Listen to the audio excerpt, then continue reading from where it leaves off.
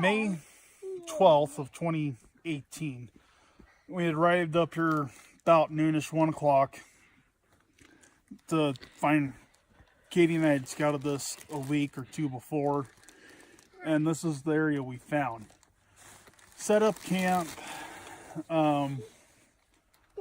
checked around, looked to see where we were going to be looking for setup.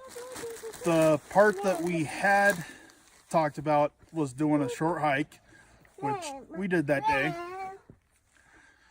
And we went down the trail that you saw kind of leading off to the south by Peter's Jeep. All of us hiked out to another spot where we split up. Katie, Kathy, and Nell came back to camp. Peter, Marshall, and myself continued along the trail. After that, we hiked down into a gully and came up out of the east towards camp. Good enough hike, saw a lot of tracks, saw a lot of overhanging cavey type spots that animals have been taking shelter in. The primarily tracks we'd seen were some deer, elk, nothing predatory at the time, and we came back to camp. By that time it was about 3:30, 4 o'clock in the afternoon. We settled in for the night, got a fire going, and proceeded to just talk and enjoy our night up here. We went to bed 10:30 at night with not a lot going on, no noise.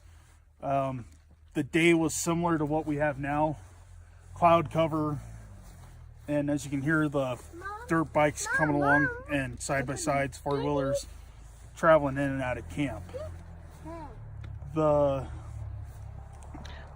Hold on. Come on, stay here. It's a side-by-side, huh? Yeah. Stay here.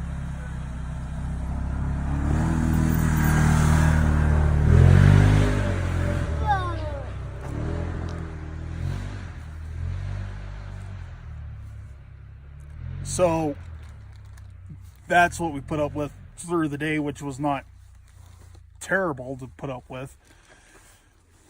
We waited until later at night to really deploy audio so we weren't interrupted or have too much interruption from that type of activity. We all go to bed 10:30, 11 o'clock. Peter and Kathy on top of Pete's Jeep because they had a roof-mounted tent. Marshall was in his tent. Katie, Nell, and I were in our tent behind the shrub bush. About 1 o'clock, I got up to go to the bathroom. That's when Peter heard the one knock from in front of his Jeep where his trail camera was. I had heard that one, and then I had also heard the one that was up here behind the trailer. No. An hour to 2 hours later, Katie was awoken by something rattling the trailer hooked up to the Jeep, and that is conclusive in the audio we captured. The other part of that is I didn't hear it, but our 2-year-old at the time did, Nell. She woke up and acknowledged it, and it is captured on audio faintly, but it is there. Next morning, Katie and I wake up with Nell. We got out, we tried reviewing audio with a set of headphones, couldn't really pinpoint what time or where things happened, but we tested the trailer to see if that's made the noise.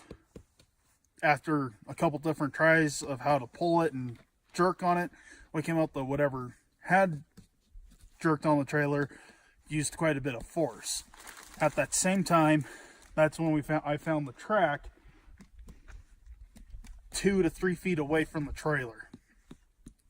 And then the following night, or the following day, Katie, Nell, and I went home. Peter, Kathy, and Marshall stayed up here, and they had some further activity up in this area.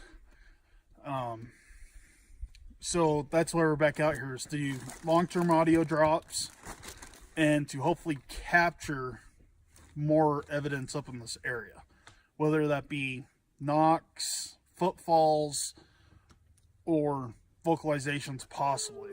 That would be our best hope. We'll see. The weather is very, very close to what happened last May with cloud cover and type of weather. It's cold, which it was cold last year. As you can kind of tell in some of these areas, we did get a little snow the last couple days.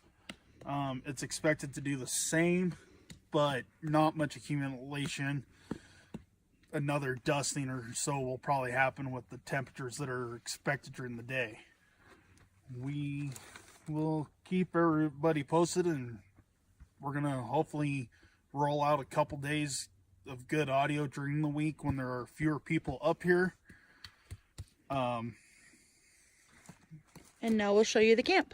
So this is the area where we had the knocks right in front of us here, in between these two trees off to our right. This little roadway is where we have the trailer. The end of the trailer was right about here, and the track was right about in this area. We had right up here where the crooked tree is, you'll see the fire pit that was made. We had a pop-up tent canopy right in front of it. Up over here in the trees we had our Lincoln Navigator. Back here on this tree, back over there, the kind of dead one, that's where Peter Wilson had his trail cam. And it was pointed roughly at the trailer and the Jeep. Mom?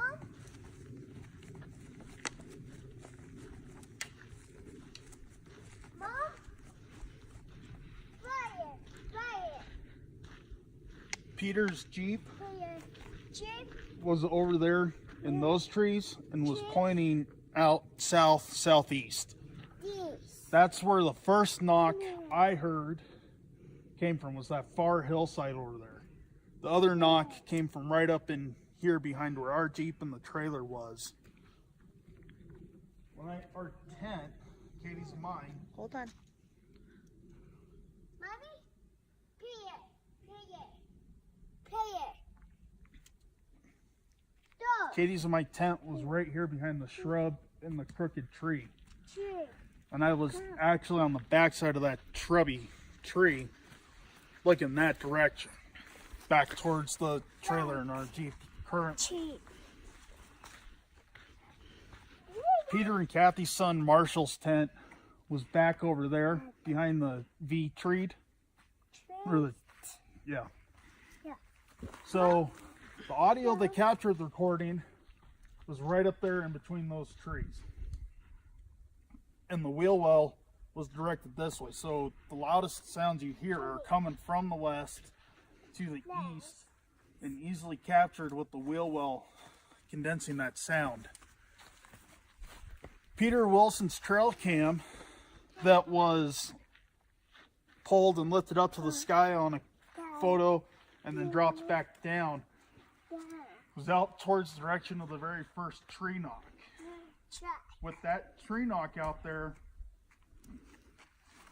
we're kind of leaning towards whatever lifted the camera made the knock later that instance at night. The photo came from the next day or something. That needs to be clarified by Peter Wilson's timing stamps on the cameras. He had also placed a camera about 150 yards out that way,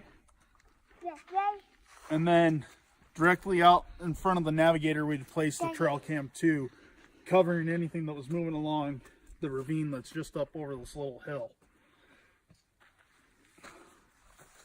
So with those general layouts in mind, our tent being here behind this tree the Jeep and the trailer just right up here, our canopy and our fire pit gives you a good idea of where we captured the audio. The trailer rattling was definitely there because that's where the audio picked it up the loudest. It also helps to clarify that that is directly where it was due to our positioning of our audio. The area out here has a lot of glacier till type stuff. The soil that the track was found in is more of a pebbly, packing loam, not very conducive for track making. The exact area where the track was made was in a partial needle bed from the trees around it. And as you can see, we didn't leave any tracks here just walking this along at all. So whatever it was had to have been bigger than 250 pounds.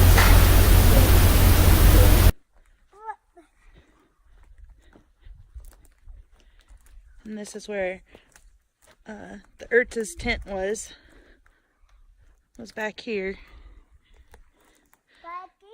And then Marshall's was over there.